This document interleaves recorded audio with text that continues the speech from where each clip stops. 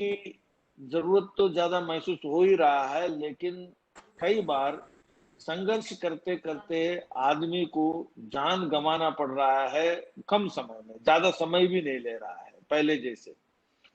तो ऐसी स्थिति में हम इस कार्यक्रम के अंदर हम बैठे हैं, उपस्थित हैं, और अब सब जानते हैं चौपाल में मैं जब भी उपस्थित रहता हूं तो जितेंद्र जी के साथ और हम सब लोगों के साथ जब भी मैं बैठता हूं तो आप जानते हैं इस कार्यक्रम में एक अनिवार्य उपस्थिति जो व्यक्ति का होना चाहिए और होता रहता था, वो भोलानाथ जी विज का। और हम सबके मार्गदर्शक और हमसे वरिष्ठ, और कुल मिलाकर लगातार चौपाल को आगे बढ़ाने में दिल्ली में जो महिलाओं के बीच में ये जो सहायता का काम चलाते हैं और स्वावलंबन के काम को आगे बढ़ाते रहे हैं, इस काम में अगर चौपाल को घर घर पहुंचाना और हर कॉलोनी और दिल्ली में पहुंचाने वाला अगर कोई एक शख्सियत है तो स्वाभाविक है वो भोलानाथ जी विज है। भोलानाथ जी हमारे बीच में नहीं है, और इस कोविड के रहते हुए हमारे एक अच्छे वरिष्ठ कार्यकर्ता को हमने खो दिया। तो जब ऐसे बैठक में मैं उपस्थित रहता हूं तो उनकी खाली हमें मुझे महसूस होती है, आप सबको भी महसूस होती है चौपाल परिवार में। और इसलिए उनके यादगार में और उनकी प्रेरणा से कुल मिलाकर समाज के सामने जो सबसे महत्वपूर्ण संघर्ष चल रहा है आज, उस संघर्ष में चौपाल के ओर से लोगों को चेताने के लिए, लोगों के बीच में जागृति लाने के लिए और इससे कैसे लड़ सकते हैं और इस विषय में डूज एंड डोंट्स समझाने के लिए आज एक विशेष कार्यक्रम का आयोजन किया है। मैं जानता हूं, आप सब जानते हैं, राजनीति अपनी जगह है, सभी पार्टियां, देखो जब तक लोकतंत्र है तो अच्छा अवसर हो या बुरा अवसर हो, एक दूसरे को कोसते हुए, एक दूसरे को कमी दिखाते हुए काम बोलना, ये लोकतंत्र जब तक रहेगा तब तक पार्टियां इस प्रकार से करते रहेंगे।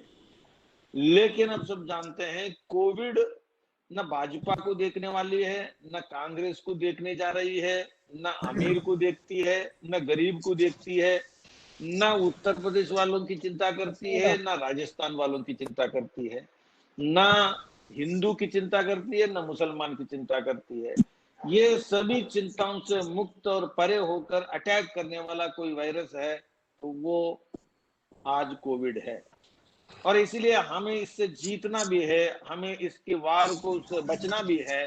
तो हम ये सारे भेदों को अलग रखते हुए संपूर्ण भारत विश्व के साथ लड़ाई एक होकर के लड़ना होगा और हमें इससे जीतना होगा, और जितना नुकसान कम कर सकते हैं उतना हमारे लिए अच्छा रहेगा। जितने लोगों की जानों को बचा सकते हैं तो वो अच्छा रहेगा।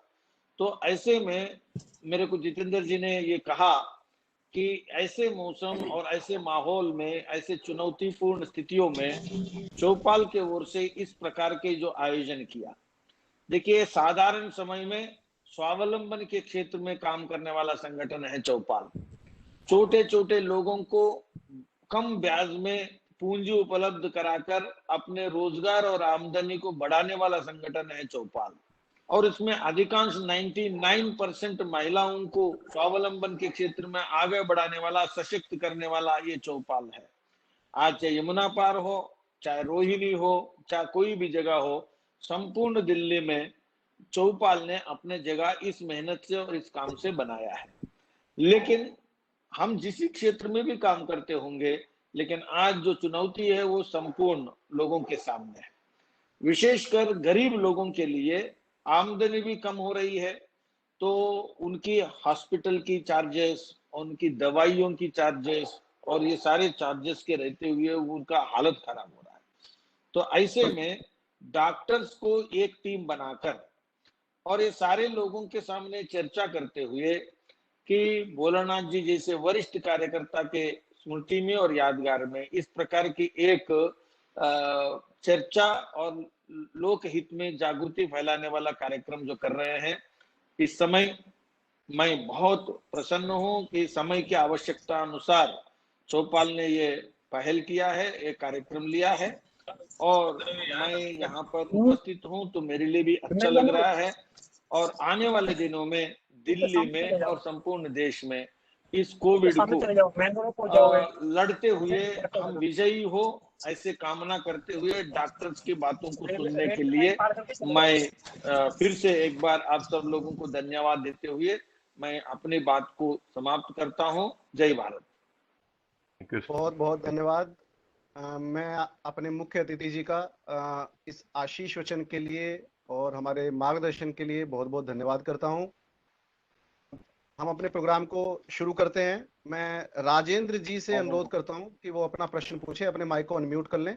और सभी लोग कृपया ध्यान रखें कि आपको कुछ भी अगर पूछना है तो मैसेज बॉक्स, जिसे हम चैट लिखा हुआ है, जिसमें चैट पर अपनी बात को लिखें और जिसे हम आपके प्रश्न ले सकें।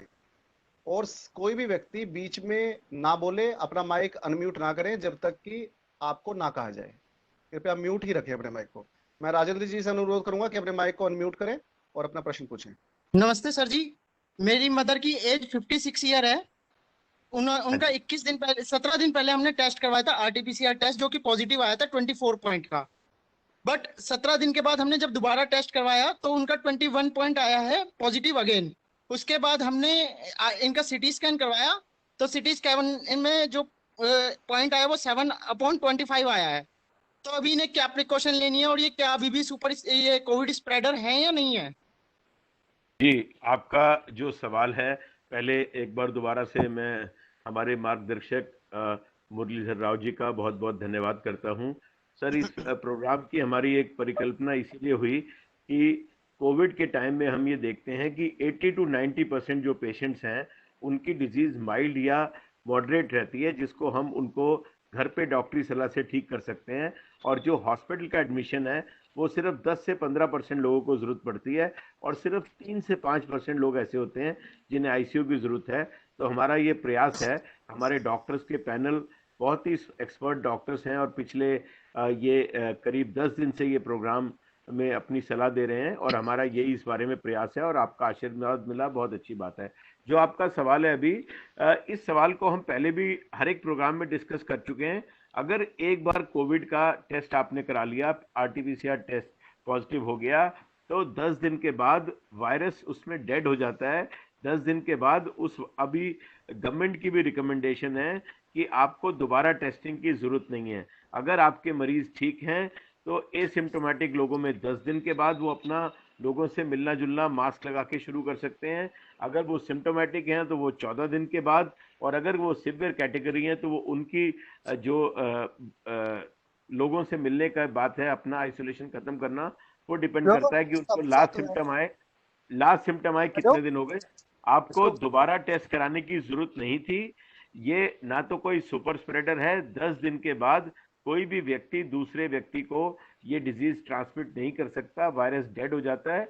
इस बात को हम बार बार कर रहे हैं। आपके अगर पेशेंट का बुखार ठीक है, उन्हें कोई सांस लेने में दिक्कत नहीं है, उन्हें लगातार खांसी नहीं है और वो अपना सैचुरेशन मेंटेन कर रहे हैं, तो वो बिल्कुल आराम से अपनी जिंदगी आगे व्यतीत कर सकते हैं। उनको ना वो सुपर स्प्रेडर आज है 17वें दिन, ना वो आगे रहेंगे।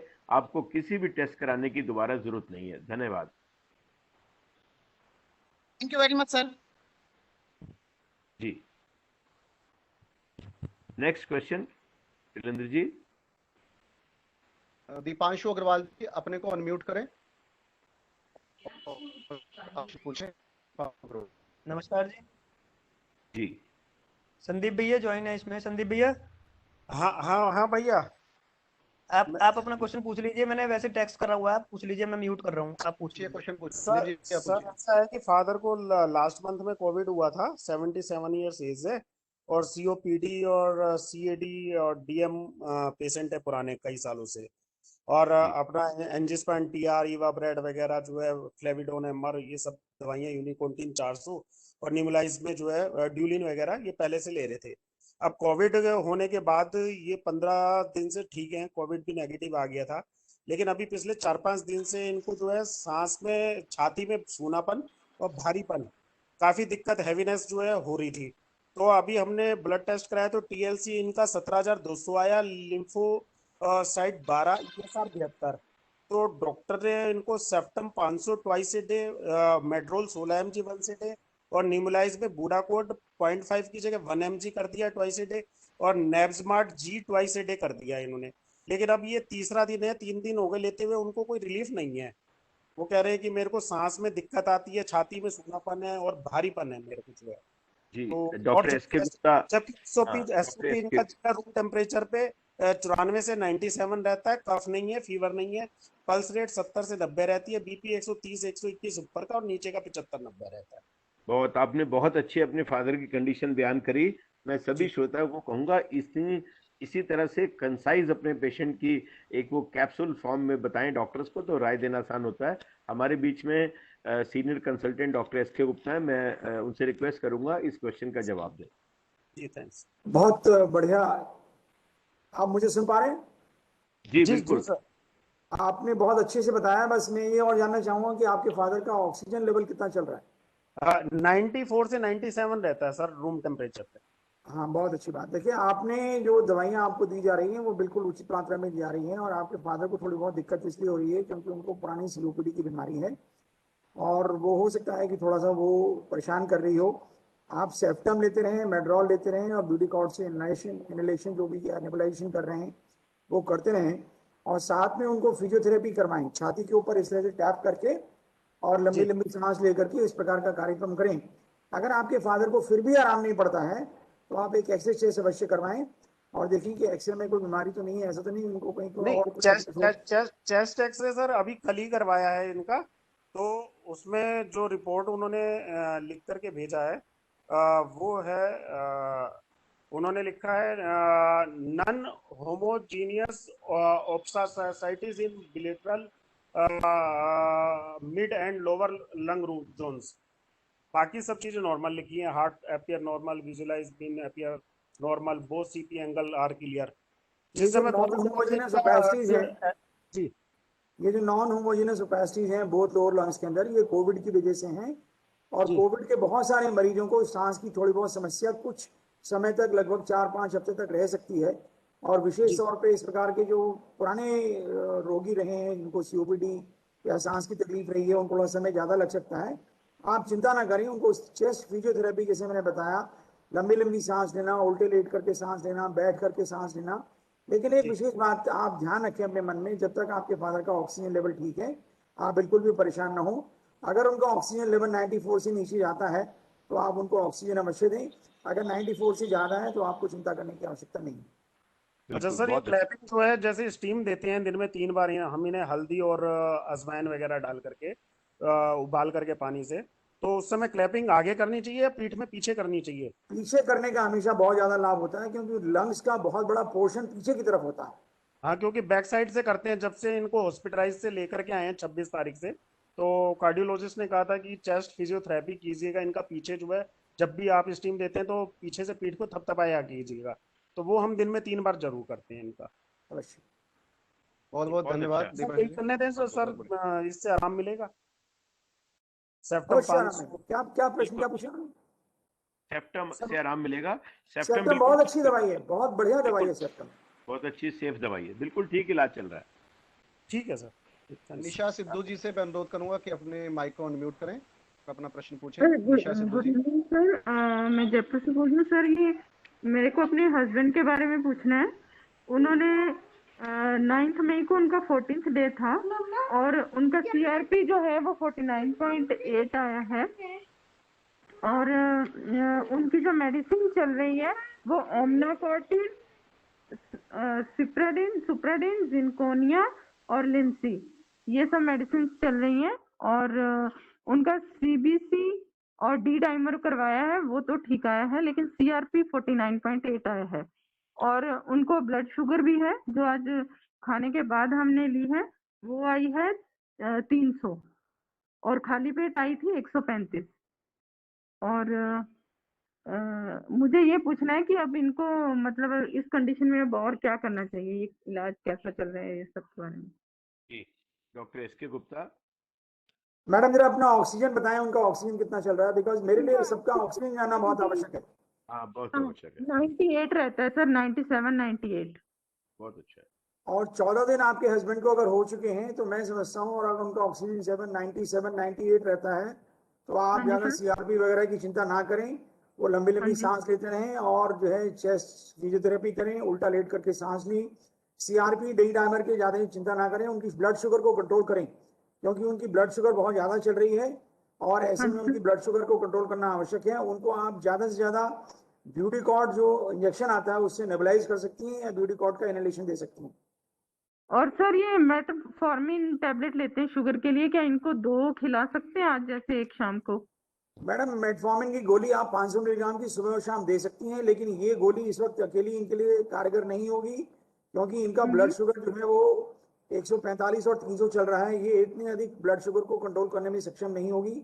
आपसे निवेदन है कि आप जो एक गोली आती है हाँ जी विल्डाग्लिप्टिन के नाम से, आप सर। ये मैं बताता हूँ आपको, नाम बताऊँ, गैल्वस के नाम से मिल जाएगी, GALVUS। सर प्लीज रिपीट करेंगे स्पेलिंग? GALVUS। हाँ जी। कैलवस। गैल्वस के नाम से मिल जाएगी, सुबह शाम लेनी होगी 50 मिलीग्राम की गोली। और मैं समझता हूँ कि अगर इससे भी अगर आपके रिलेटिव का शुगर कंट्रोल ना हो तो हाँ जी किसी भी नजदीक के डॉक्टर से मिल करके उनका शुगर अवश्य कंट्रोल करें। ठीक है सर। और सर मुझे ये पूछना था कि मेरे को भी कोविड हुआ था और जो भी सिम्टम्स आए थे, लेकिन अभी जैसे मेरे को थोड़ा सा ना होता है कि मतलब वीकनेस बहुत ज्यादा है, पेन होता है पीछे और वीकनेस बहुत ज्यादा, जैसे पैरों में दर्द और ये सब होता है। और जैसे ही मतलब कभी छाती में भी थोड़ा सा वो लगता है कि कफ बहुत है अंदर। ये सब सिम्टम्स हैं अभी। बहुत सारे मरीज जो कोविड से रिकवर करते हैं उनको थकान की शिकायत, कभी कभी हल्का बुखार होने की शिकायत, खांसी की शिकायत, बदन में दर्द की शिकायत, इस प्रकार की शिकायतें लगभग 6-7 हफ्ते तक रह सकती हैं। इस प्रकार के मरीजों को चाहिए वो दिन में भी विश्राम करें और रात को भी पूरा विश्राम, 8-9 घंटे की नींद रात को लें और 3-4 घंटे की नींद दिन में लें।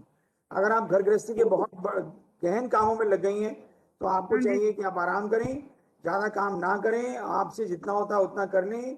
अगर आपके हाँ पास जी कोई हेल्प नहीं है तो काम को थोड़ा छोड़ें। जैसे कोई हाँ जी आवश्यक नहीं है कि आप घर में रोज झाड़ू पोछा करें या रोज जो है हाँ सारे जी कपड़े धोएं। इस वक्त थोड़ा समय ये है कि आपको विश्राम अधिक से अधिक करना होगा ताकि आप हाँ जो जी। है स्वस्थ हो सकें। ये दिक्कतें आपको अभी 5-6 महीने तक परेशान कर सकती हैं और जितना आप आराम करेंगे उतना आपको लाभ होगा। अगर आपको बदन में दर्द ज्यादा होता है तो आप इसके लिए हाँ जी मेफ्टाल की गोली ले सकती हैं सुबह शाम। मेफ्टाल। हाँ, MEFTL। ठीक है सर, ये एक सुबह एक शाम। एक भी ले अच्छा, सकती हैं, अगर ज्यादा दर्द हो तो 2 भी ले सकती हैं। तो बोले ठीक है सर। बहुत बहुत धन्यवाद डॉक्टर साहब। Thank you. जी अनम्यूट करें अपना प्रश्न पूछें। दीपक सिंह जी में है तो दीपक, हेलो विकास खत्री जी। हाँ जी जी हेलो दीपक जी आ गए जी, दीपक सिंह जी। सर, मैं अपने फादर के बारे में पूछना चाहता हूँ। एक्चुअली क्या है ना, उन्होंने पिछले 1 अप्रैल को डोज लगवाई थी हाँ जी कोविडशील्ड की। जी तो उसके बाद 18 तारीख को वो मतलब कोरोना पॉजिटिव हो गए थे, यानी 18 अप्रैल को। जी तो अब उनको जो है मतलब उन्होंने डॉक्टर ने कह दिया था कि आप मतलब कमरे से बाहर आ सकते हैं और मतलब थोड़ा आ जा सकते हैं, कमरे से रूम से बाहर आ सकते हैं। मगर सर ये जैसे सेकंड डोज जो लगनी है सर, वो कब लगवा सकते हैं वो? देखिए, इस बात को हमने पहले प्रोग्राम में भी डिस्कस किया है। अगर आपके फादर जी का आइसोलेशन का पीरियड 2 हफ्ते का खत्म हो गया है तो वो रूम से बाहर आ सकते हैं।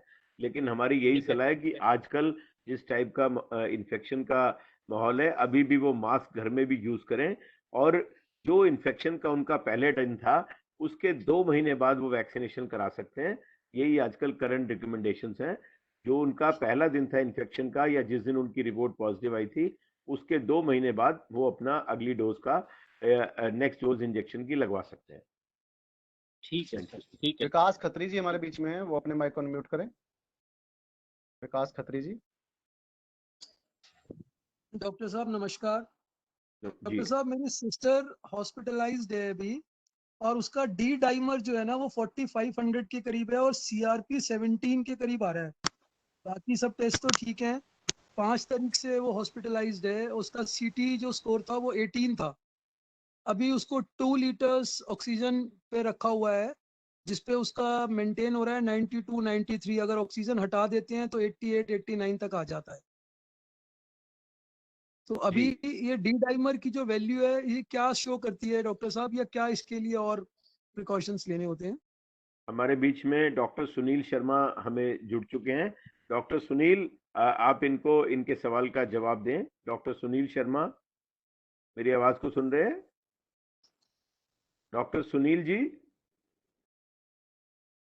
शैलेंद्र जी, डॉक्टर अनम्यूट कर लीजिए डॉक्टर साहब, अनम्यूट कर लीजिए अपने आप को। अनम्यूट कर लीजिए अनम्यूट कर डॉक्टर लीजिए साहब। डॉक्टर सुनील जी, अपने आप को अनम्यूट कर लीजिए। मैंने अनम्यूट कर लिया है सर, इनका सवाल मैंने सुन लिया है। हाँ, मुझे आवाज आ रही है आपकी, प्लीज कहिए। हाँ जी। जी, इनकी जो डी डाइमर की वैल्यू 4500 दिखा रहा है, ये काफी सिग्निफिकेंट है। और चूंकि इनको अभी काफी दिन हो चुके हैं पॉजिटिव आए हुए, तो इसमें इनको इस बात का ध्यान रखना पड़ेगा कि जो डी डाइमर ज्यादा दिखा रहा है वो बॉडी में थ्रोम्बस बनने का या एम्बोलिज्म होने की संभावनाओं को शो करता है। बाकी टेस्ट आपके सीआरपी जैसे काफी हद तक नॉर्मल है, सैचुरेशन भी नॉर्मल है। तो ऐसे में कि जो ओरल एपिक्साबैन आती है एलिक्विस के नाम से, वो 2.5 mg सुबह शाम आप लेते रहे। और इनका जो क्या कहते हैं, ये जो कोविड नेगेटिव है, आरटीपीसीआर इनका नेगेटिव आ चुका है, 3 बार कर चुके हैं डॉक्टर्स। मैं आपको एक बात बताऊंगा कि आरटीपीसीआर सिर्फ ये दिखाता है कि बॉडी में वायरस का रेप्लिकेशन हो रहा है या नहीं हो रहा, बॉडी में वायरस है या नहीं है। वायरस से होने वाले नुकसान जो लंग पे होते हैं या थ्रोम्बोएम्बोलिज्म, खून में थक्का जमने के लिए होते हैं, वो वायरस बॉडी में खत्म हो जाने के बाद काफी दिनों तक चलते रहते हैं। इसीलिए जो एपिक्साबैन मैंने आपको ड्रग टैबलेट बताई है, ये एलिक्विस या एपिकेट के नाम से आती है, इसको 6 हफ्ते देना जरूरी होता है। जी डॉक्टर साहब, और एक चीज और पूछनी है डॉक्टर साहब, जैसे इनका सीटी स्कोर 18 था, तो लंग्स जो डैमेज हुए हैं उनके क्या होता है, जो रिकवर हो जाते हैं या they are damage forever? नहीं नहीं, ऐसा कुछ नहीं है कि they are damaged forever, वो रिकवर होंगे। ठीक है, अभी उनका रिपीट सीटी कराने की भी आपको आवश्यकता नहीं है। तो नहीं करवा रहे हैं, वैसे मैं पूछ रहा था, मैंने कहा जैसे वो सीटी स्कोर रिकवर होंगे। रिकवर क्यों नहीं होंगे? उसके बाद आपको ब्रीदिंग एक्सरसाइजेज, प्राणायाम, ये सब करना होगा और ये रिकवरी हो जाएगी। जी जी जी, thank you doctor, thank you. Next question. बहुत बहुत धन्यवाद। हमारे बीच में सपना दीक्षित, वो अपना प्रश्न पूछें। सपना जी, अनम्यूट करें।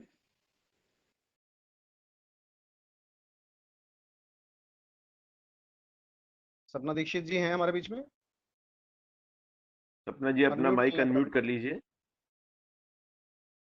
मनोज गुप्ता जी क्वेश्चन पूछना चाह रहे हैं। मनोज गुप्ता जी से मैं इस बीच में अनुरोध करूंगा कि वो अपने माइक को अनम्यूट कर लें। हाँ डॉक्टर साहब, एक जनरल क्वेश्चन है। हमारे एक मित्र हैं, उन्होंने कोविशील्ड लगवाई थी, लेकिन किसी कारणवश से वो 10 हफ्ते से ज्यादा हो गया। तो अब ये कह रहे हैं कि हमें प्रोसेस दोबारा से करना पड़ेगा, पहली वैक्सीन लगवानी पड़ेगी फिर दूसरी लगवानी पड़ेगी। Very important. Doctor SK Gupta, आप इस बारे में इनको बताइए। बहुत सारे लोगों के मन में ये आशंका है कि जिन लोगों को 10 हफ्ते हो चुके हैं उनको दोबारा से वैक्सीन शुरू से फर्स्ट डोज दोबारा लगाना पड़ेगा या नहीं लगाना पड़ेगा। उनको फर्स्ट डोज दोबारा लगाने की कोई आवश्यकता नहीं है। कोविशील्ड का दूसरा डोज 12 हफ्ते तक बड़े आराम से लगाया जा सकता है, और ये बड़ी अच्छी बात है क्योंकि ऐसा देखा गया है जितनी भी स्टडी हुई है कि कोविशील्ड का दूसरा डोज अगर 8 से 12 हफ्ते के बाद लगाया जाता है तो इसके अंदर जो एंटीबॉडी रिस्पॉन्स होता है, जो प्रतिरोधक क्षमता होती है, वो बहुत अच्छी बनती है। तो बिल्कुल निश्चिंत होकर के वो दूसरा डोज जो है अभी जाकर के लगवाएं, जो भी उनको समय मिलता है, और इसको 12 हफ्ते से ज्यादा डिले करने का प्रयत्न ना करें, और उनको एक डोज ही काफी रहेगा।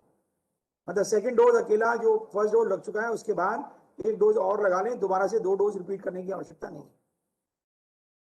और बहुत धन्यवाद डॉक्टर साहब। संदीप अग्रवाल जी, अपने माइक को अनम्यूट करें और अपना प्रश्न पूछें। संदीप जी।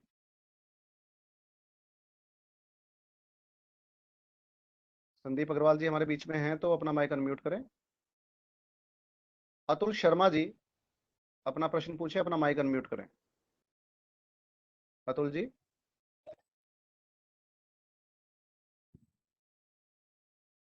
संदीप जी ने शायद पूछ लिया था पहले। ठीक है जी, नेक्स्ट। सुमित जी हैं। सुमित जी हमारे बीच में अगर हो तो अपना माइक अनम्यूट कर लें। सुमित जी। हाँ जी सर। मेरा एक क्वेश्चन है कि मेरी मदर और सिस्टर दोनों ही पॉजिटिव हैं, एंड उनका रूम टेम्परेचर में जो नॉर्मल डे टाइम में ऑक्सीजन लेवल है 94 to 96 रहता है, बट जैसे वो रात को सोते हैं तो मैं रात को एक दो बार बीच में चेक करता हूँ तो वो 89 या 91 हो जाता है। देन मैं उन्हें उठा के फिर थोड़ा ब्रीदिंग एक्सरसाइज या प्रोन पोजीशंस में करवाता हूँ। तो do I need to fear about it कि रात को ये डिप जाता है या फिर ये चीज़ नॉर्मल स्लीपिंग टाइम में ऑक्सीजन लेवल का थोड़ा कम होना? Doctor Sunil Sharma ji sir. Guide. हाँ अच्छा, मैं ये जानना चाहूंगा क्या वो ओबीज हैं? वेट कितना है उनका? हाँ जी, ओबीज है।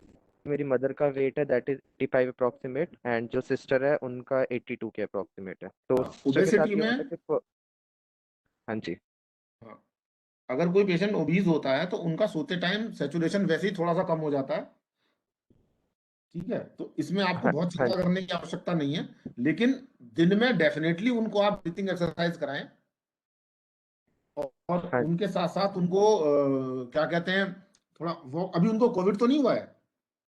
हाँ जी, कोविड हेलो, पॉजिटिव है सर दोनों। आज अच्छा फोर्थ अभी डे है पॉजिटिव उनका हैं? तो। हाँ जी, हाँ अच्छा जी, अभी अभी कोविड पॉजिटिव हैं? हाँ जी, तो रात को सोते वक्त सैचुरेशन कम हो जाता है, दिन में जब जगे हुए होते हैं तो ठीक हो जाता है। जी हाँ जी, मतलब पूरे दिन हाँ, भर तो कुछ मॉनिटर ऐसे करते बहुत हैं तो विशेष 90 को 96। नहीं नहीं, कुछ बहुत परेशान होने की आवश्यकता नहीं है, ओके, लेकिन थैंक उनको यू स्टीम, सर। नेबुलाइजेशन और ब्रीदिंग एक्सरसाइज जरूर कराइए।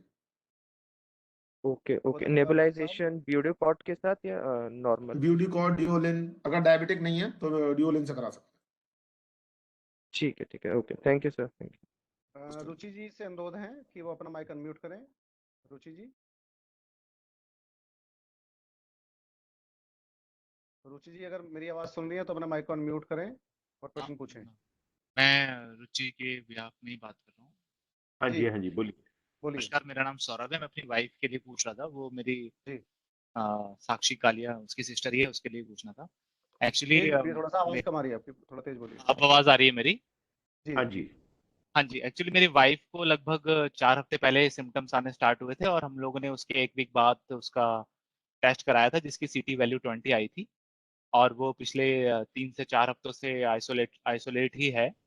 और उसकी मेडिकेशन वाइज पहले डॉक्सी और आइवरमेक्टिन, जिनकोविट, लिम्सी, और बाद में नेक्स्ट वीक से डॉक्टर ने फेबीफ्लू, मेड्रॉल और कैप्टिन भी स्टार्ट कराया। लेकिन तब भी उसका 3rd वीक तक भी उसका फीवर कंटिन्यू रहा था, तो फिर डॉक्टर ने उसको इकोस्प्रिन और डेक्सम और बायो D3 मैक्स भी स्टार्ट करा दिया था। और अब उसका चौथा हफ्ता है, लेकिन अब उसका पहली बार ऐसा हुआ है कि पिछले 3-4 दिन से उसको फीवर नहीं है, मतलब उसका टेम्परेचर 99 से कम आ रहा है। और उसके पास खाली बस आंखों में पेन कभी कभी, मतलब आंखों में पेन पेन रह रहा है उसके परसिस्टेंट। तो अभी हमने उसका, जैसे आपने पहले भी आंसर कर दिया था, लेकिन हमने भी उसका टेस्ट दोबारा करवाया अभी कल। तो उसका सीटी वैल्यू अब दोबारा से फिर कम आया है, मतलब पहले 20 था, अब उसका 17 आया है।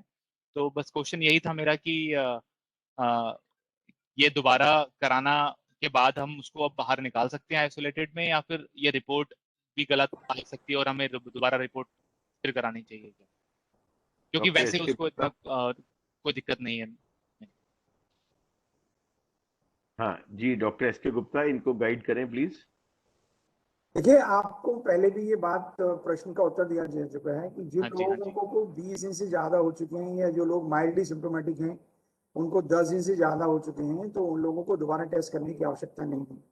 ये दोबारा टेस्ट करके कंफ्यूजन की स्थिति दोबारा उत्पन्न हो रही है, क्योंकि ये जो वायरस इसमें आ रहा है ये डेड वायरस है और लोगों को इससे बीमारी फैलने का कोई संभावना नहीं है।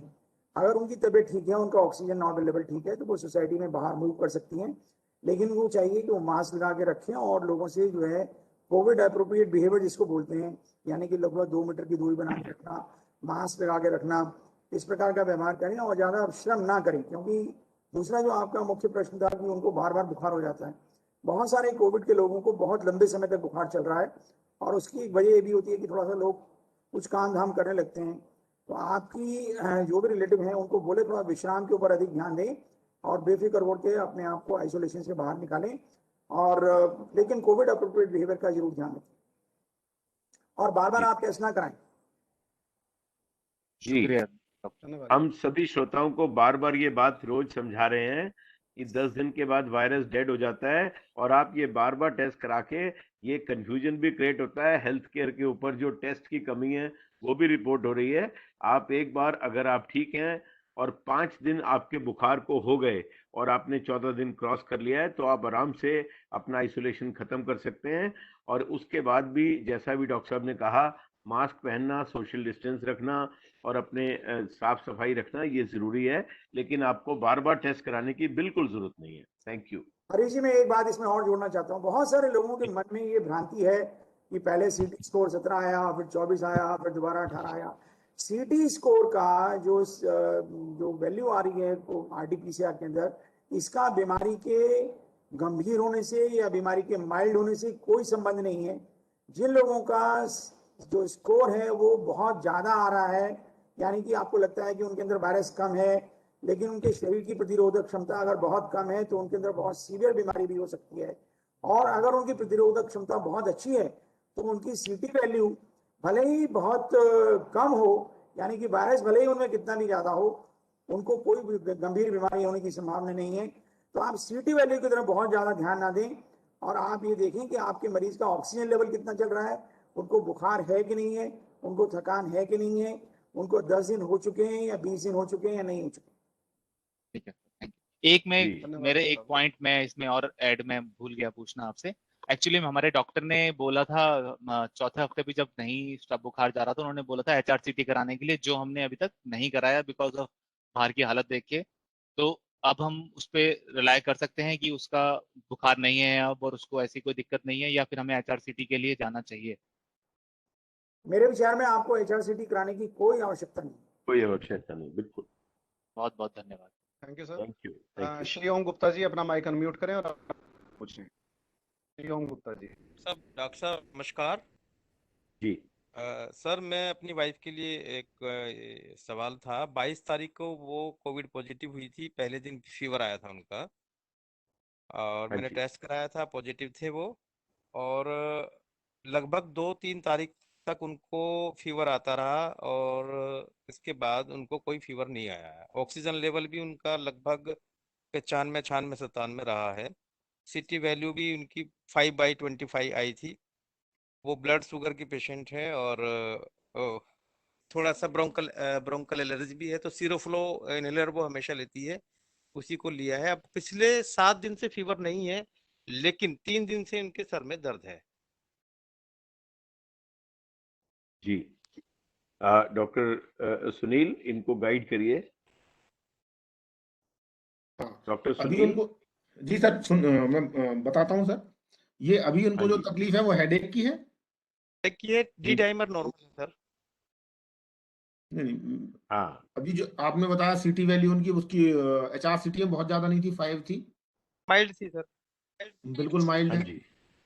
तो अभी उनको प्रॉब्लम क्या है? हेडेक है सिर्फ। हेडेक के लिए कोई भी आप पैरासीटामोल या इस तरह की टैबलेट ले सकते हैं। पैरासीटामोल, आइबुप्रोफेन, इस तरह की कोई भी दवाई आप ले लीजिए, हेडेक ठीक हो जाएगा। जब भी वो निमोसलाइड ले लेती हैं तो एकदम आराम मिल जाता है। निमोसलाइड लेती हैं, आराम मिल जाता है। मैं निमोसलाइड बार बार लेने की एडवाइस नहीं करूंगा। आप पैरासीटामोल से अगर उनका काम चल जाए तो बहुत बेहतर रहेगा। ठीक है सर। और उनको वैक्सीन अभी कोई भी, इनको पहली वैक्सीन नहीं लगी है, मतलब पहला इनका लगा है, तो वो कब लगा सकते हैं अब? नहीं, ये अभी डॉक्टर हरीश गुप्ता ने बताया था कि जिस दिन उनको पॉजिटिव आया था उसके 8 हफ्ते बाद, जैसे सर ने बताया, मैं भी उसी को रिपीट करूंगा, या टेस्ट नेगेटिव आने के, सिम्टम खत्म होने के 6 हफ्ते बाद आप उनको पहली डोज लगा सकते हैं। और छोटा सा क्वेश्चन मेरी बिटिया के लिए है। वो भी पॉजिटिव थी, लेकिन उसको फीवर 3 या 4 दिन ही आया। इसके बाद उसको 15 दिन हो गए हैं, कोई फीवर नहीं है, ऑक्सीजन लेवल ठीक है। लेकिन 2-3 दिन में कभी कभी ऐसा हुआ है कि दिन में जब वो सो के जब वापस आती है तो ऑक्सीजन लेवल देखती है तो 74, 78, 80 दिखाता है। वो केवल 4-5 सेकंड के लिए या 10 मिनट 5 मिनट के लिए जैसी सांस लेके दोबारा लेते हैं तो वो 95, 96, 98, 99 तक चला जाता है। आपके बच्चे की उम्र कितनी है? 23 साल है। वो कभी कभी दिन में एक बार ऐसा हो रहा है कि वो ड्रॉप आउट करता है। ये उस पल्स ऑक्सीमीटर की कमी है। 3-4 सेकंड के लिए अगर सैचुरेशन 74, 75 आ रहा है तो ये संभव नहीं है। ठीक है सर। आप उसको बिना नेल पॉलिश लगाए पल्स ऑक्सीमीटर को कम से कम 3-4 मिनट तक लगाकर रखें, और उसके पल्स ऑक्सीमीटर में एक ऊपर नीचे ग्राफ होता रहता है। जब वो ग्राफ नॉर्मल हो जाए तब वो एक्चुअल रीडिंग है उसकी। 23 साल के बच्चे को 4-5 सेकंड के लिए सैचुरेशन अगर कम दिखा रहा है तो मोस्ट लाइकली उस पल्स ऑक्सीमीटर की कमी है, सैचुरेशन उसकी कम नहीं है। बहुत ठीक है सर, बिल्कुल तो ठीक। हमें कोई प्रिकॉशन लेना है थैंक किसी तरीके मुकुल का अभी जैन आगे? जी अपना माइक जी नमस्कार जी। जी जी हाँ, कहिए। जी, मेरे को ना 30 तारीख को बुखार हुआ था।